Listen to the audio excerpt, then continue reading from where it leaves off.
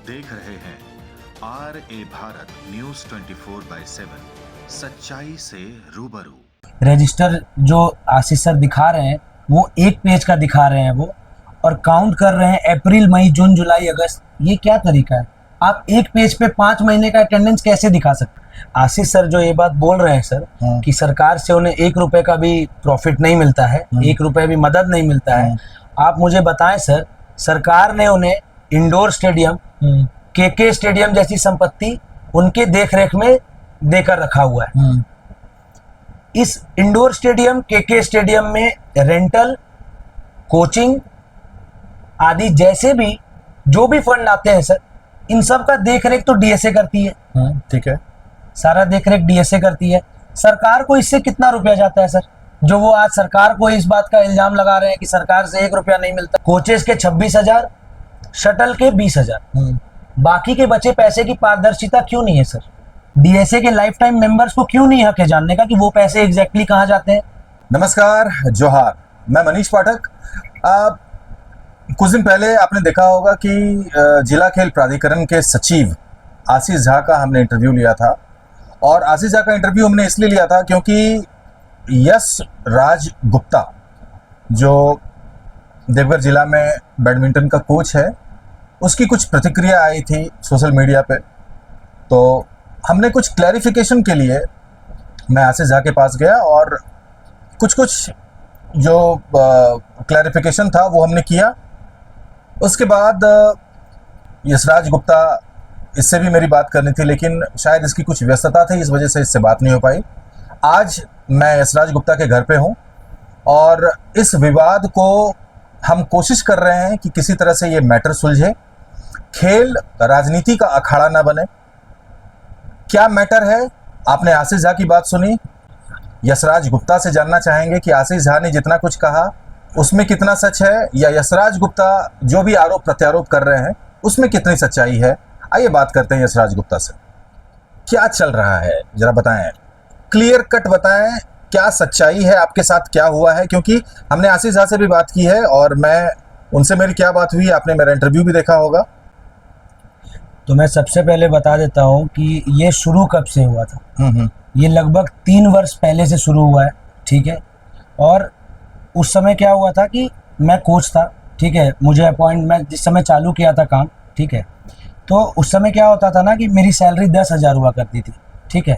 और उस समय कंडीशन ऐसे थे कि जो हमारे पहले कोच थे, मतलब जो मेरे भी कोच रह चुके हैं, जैसे कि अंकेश भैया, कोच अंकेश को तो सभी जान रहे होंगे, गो स्पोर्ट्स का उनका दुकान भी है, ठीक है, वो और एक राहुल। तो संजोग ऐसा बना कि उस टाइम वो दोनों कोच हट चुके थे, एक मैं ही कोच था और मैं अकेले लगभग कंटिन्यू दोनों बैच संभाल रहा था। उस समय मेरे अलावा कोई कोच नहीं था। मेरी सैलरी 10,000 थी। मैंने आशीष सर से रिक्वेस्ट किया कि सर बच्चे भी बढ़ रहे हैं सर, तो पहले मैंने उनसे रिक्वेस्ट किया कि सर मेरी सैलरी बढ़ाई जाए, क्योंकि सर मैं मेहनत कर रहा हूँ, तो इस चीज़ को ध्यान में रखते हुए मेरी सैलरी पे भी ध्यान दिया जाए।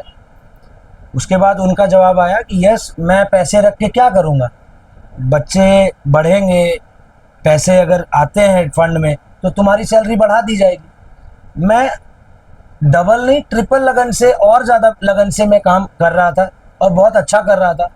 3-4 महीने मैंने वेट किया। उसके बाद मैं सर से रिक्वेस्ट किया कि सर बच्चे बढ़ चुके हैं सर, प्लीज़ मेरी सैलरी पे ध्यान दीजिए। आप बोले थे कि बच्चा आएगा, बच्चा बढ़ेगा तो तुम्हारी सैलरी भी बढ़ेगी।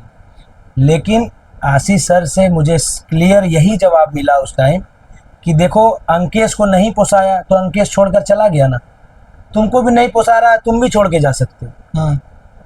अब आप बताइए, एक बैडमिंटन कोच होने के नाते अगर मेरे सीनियर मेरे साथ ऐसा विश्वासघात करते हैं, तो अगर मैं उनसे ऊपर अथॉरिटी के पास जाके शिकायत करता हूं तो इसमें मेरी क्या गलती है? मैं बस यही पूछना चाहता हूं आपके चैनल के माध्यम से कि अगर मुझे किसी बात का वादा किया जाता है, उसके बाद मैं अपने काम में प्रॉपर हूँ, पंचुअल हूँ, सब कुछ ठीक से कर रहा हूँ। तो 10,000 सैलरी से बढ़ा के आपकी सैलरी फिर बढ़ाई गई? नहीं, उस समय नहीं बढ़ाई गई। अच्छा। जब मैंने कंटिन्यू लगातार 2 से 3 चिट्ठी मैंने डीसी साहब को दिया, उसमें से एक उस समय के खेल मंत्री थे हफीजुल हसन सर, मैंने उनसे भी एक या 2 बार उस पर अनुशंसा कराया। मैंने उनसे भी रिक्वेस्ट किया, उन्होंने भी डीएसओ साहब को शायद फ़ोन किया था उस टाइम, ठीक है। तो शायद ये सब चीज़ जब इन लोगों को पता चला तो इन लोग मुझे दूसरी तरह से ट्रीट करने लगे, मतलब अच्छे तरह से ट्रीट नहीं करने लगे। ठीक है। उसके बाद मेरी सैलरी 15,000 की गई।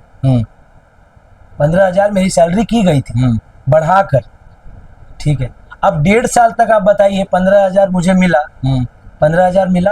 अब अचानक से अगर 15,000 में फिर मैं बैडमिंटन एसोसिएशन ऑफ इंडिया से कोर्स करके आया था, अभी फरवरी की बात। मुझे पूरी दुनिया में सभी खेल प्रेमी ने मुझे बधाई दिया, सभी मुझे बधाई दे रहे थे। डीएसएम ग्रुप में भी मैंने अपने सर्टिफिकेट शेयर किए थे, सब लोगों ने देखा, सब लोगों ने बधाई दिया। लेकिन आशीष सर ने मुझे गिफ्ट में यही दिया, 15,000 से मेरी सैलरी घटा के 13,000 करके।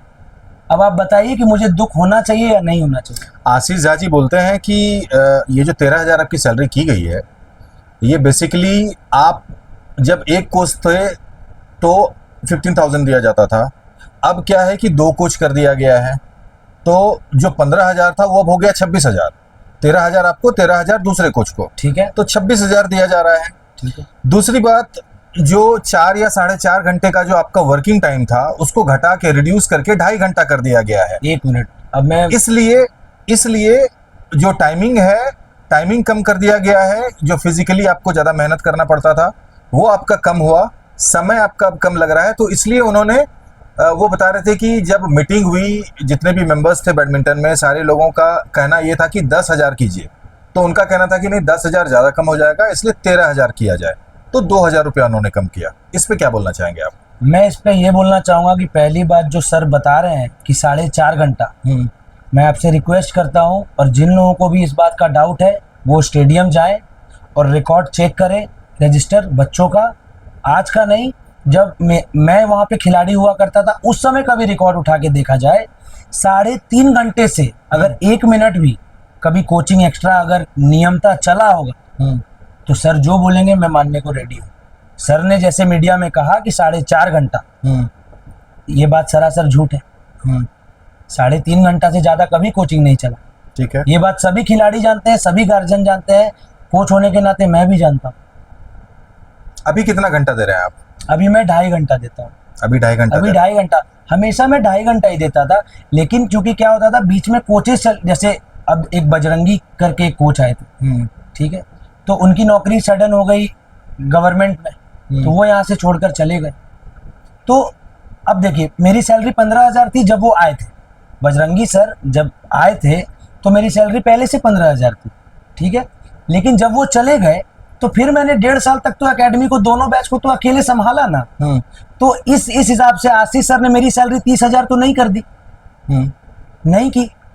अगर सर अभी ये रीजन देते हैं कि अब मैंने पहले 15,000 में काम होता था, अब 2 कोच रख लिए हम, तो 26,000 देना पड़ रहा है, इसलिए तुम्हारी सैलरी डाउन किया, तो मैं ये पूछना चाहता हूँ आपके चैनल के माध्यम से कि जिस समय मैं अकेला था और बजरंगी सर चले गए थे यहाँ से, फेयरवेल वगैरह हम लोग सब कर दिए थे उनका, वो जा चुके थे, तो उस समय मेरी सैलरी 30,000 क्यों नहीं हुई फिर इस हिसाब से?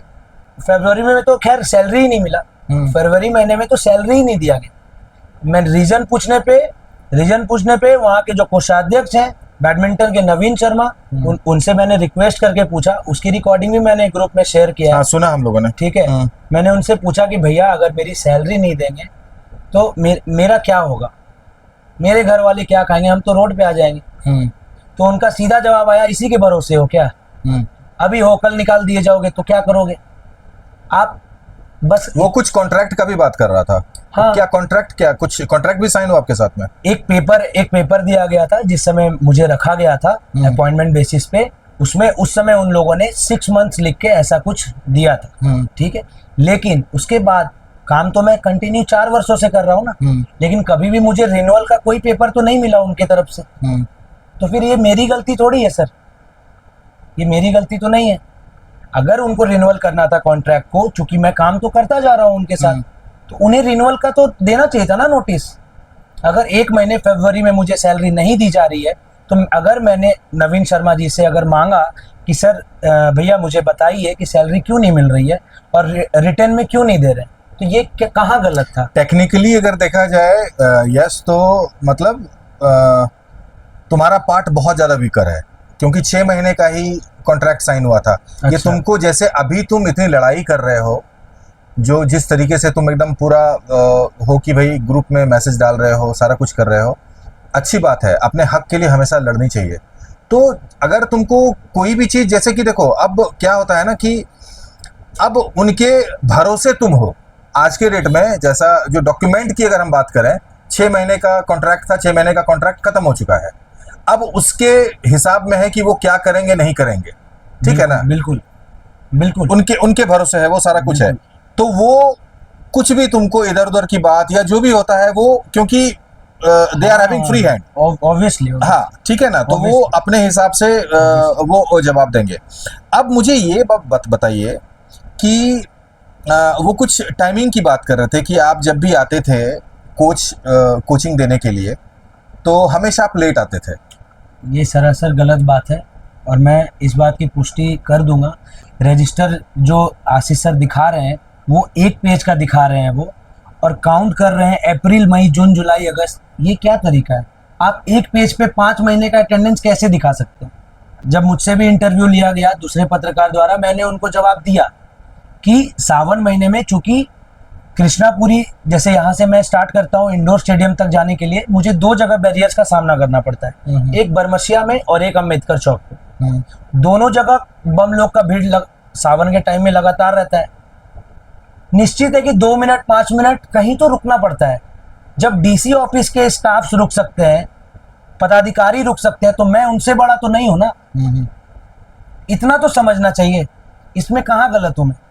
अच्छा, ये तो खैर अभी इस महीने की बात हो रही है। हाँ।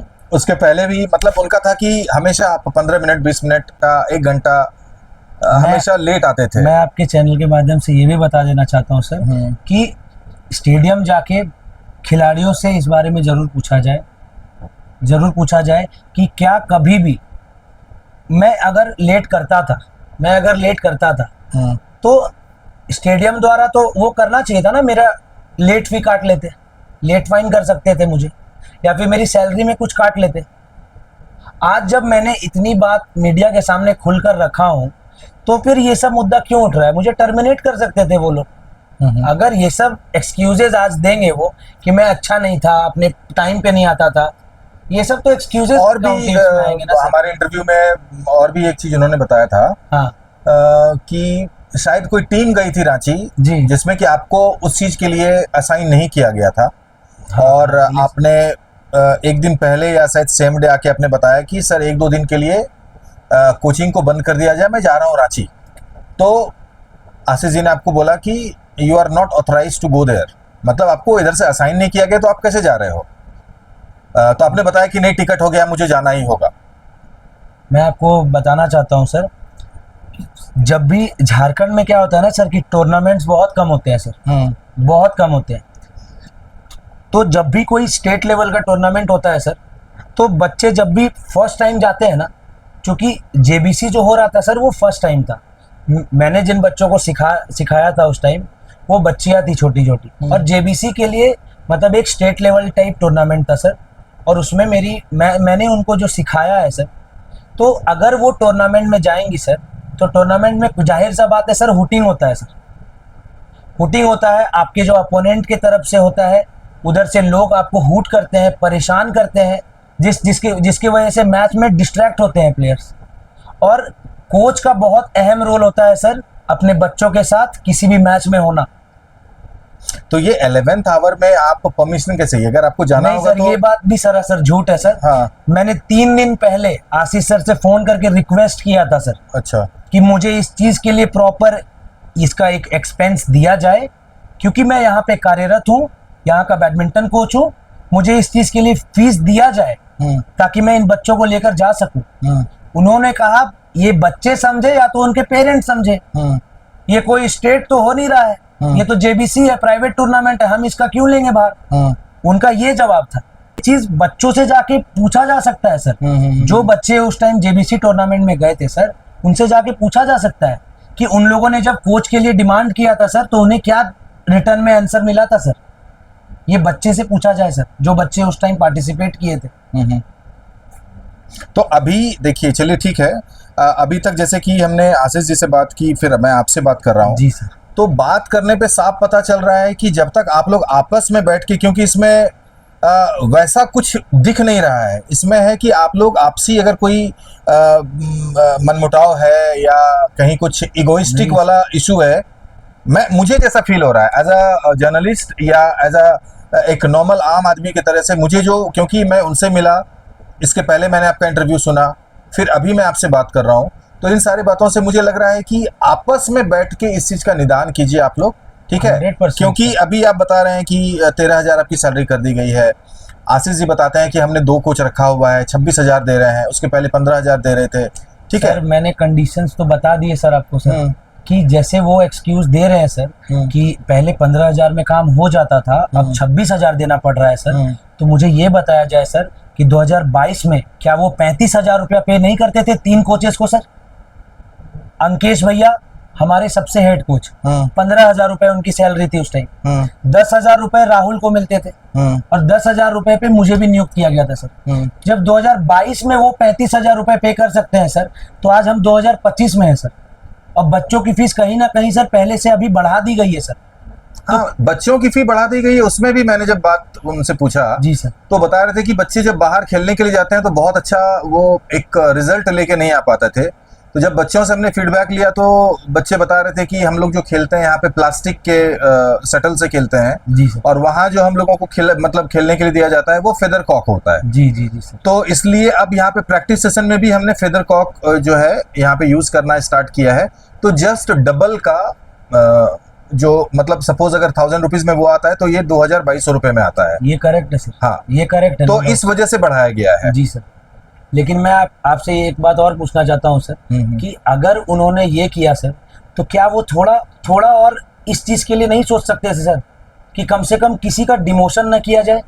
हमने जब आशीष झा से बात की तो आशीष झा ने साफ कहा कि हमने डिमोशन नहीं किया है, वो जब हमने टाइम उनका स्लॉट जब कम किया तो उस वजह से हमने बस सैलरी उनका कम कर दिया है। अच्छा यशराज जी, वेतन अनियमितता की बात तो चलिए समझ में आ गई। जी सर, आपने पिछले इंटरव्यू में बात की थी मानसिक प्रताड़ना की, मानसिक प्रताड़ना क्या हो रहा था आपके साथ में? मानसिक प्रताड़ना सर, मैंने लालू बर्नवाल जी के बारे में सर बताया था कि जैसे हर दिन की तरह खिलाड़ी पैर छू के मेरे जाते थे सर, तो ये उनका रिस्पेक्ट है ना सर, मैंने उनको बोला तो नहीं है कि ये तुम मेरा पैर छुओ, वो उनका अपना श्रद्धा है सर अपने गुरु के लिए। और मैं समझता हूँ सर कि अगर कोई तीसरा व्यक्ति आकर किसी बच्चे को इस तरह से कड़े आवाज में डांटता है और बोलता है कि क्या जरूरत है इसके पैर छूने का, तो ये सरासर अन्याय है सर। अच्छा, कोच के सामने बच्चे को डांटा जा रहा जी सर, मेरे आंखों के सामने डांटा गया था सर, और मैं आपके चैनल के माध्यम से ये एकदम सच कहता हूँ सर। और अगर ये मेंटल हैरेसमेंट में काउंट नहीं होता है सर, तो मैं इसके लिए माफी मांग लूंगा सर। मैं चाहता हूँ कि लोग सुने और समझे इस चीज को। आज जो मेरे साथ हो रहा है सर, आने वाला टाइम में किसी और कोच को ये फेस ना करना पड़े सर। अगर कुछ पदाधिकारी से मैं रिक्वेस्ट कर रहा हूं सर एक तरफ कि प्लीज मेरी बात को समझिए, आशीष सर को जाके समझाइए, मैं सबसे रिक्वेस्ट कर रहा हूं।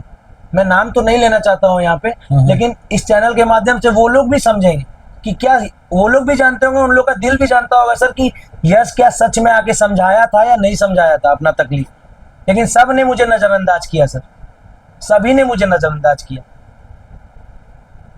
तो सर कोच मेहनत करेगा सर, आज तक 4 साल हो गया सर, आज तक आशीष सर को कभी हुआ सर किसी भी फेस्टिवल पे अपने कोचेस को कभी बोनस दे, कभी एक टी शर्ट गिफ्ट करे? हमारे बैडमिंटन गेम सबसे एक्सपेंसिव गेम है सर, और उसमें सर गट जो होता है ना हमारा, वो एक गट होता है सर 850 1100 ऐसे करके सर। आशीष जी बोलते हैं कि सरकार की तरफ से उनको 1 रुपया नहीं मिलता है। ये जो भी गेम हो रहा है, जो भी हो रहा है, वो ऐसा कुछ नहीं होता कि हम लोग फायदे के लिए कर रहे हैं। या दूसरे अगर शहर की बात करें तो यहाँ पे अगर हम 1300 1350 रुपया फी ले रहे हैं, तो दूसरी जगह पे 2000 प्लस महीने का बैडमिंटन सीखने के लिए बच्चों को वहाँ पे पे करना पड़ रहा है। तो यहाँ पे नो प्रॉफिट नो लॉस में वो इस चीज को कर रहे हैं, तो ऑब्वियसली कोई अपने पॉकेट से बोनस तो देगा नहीं।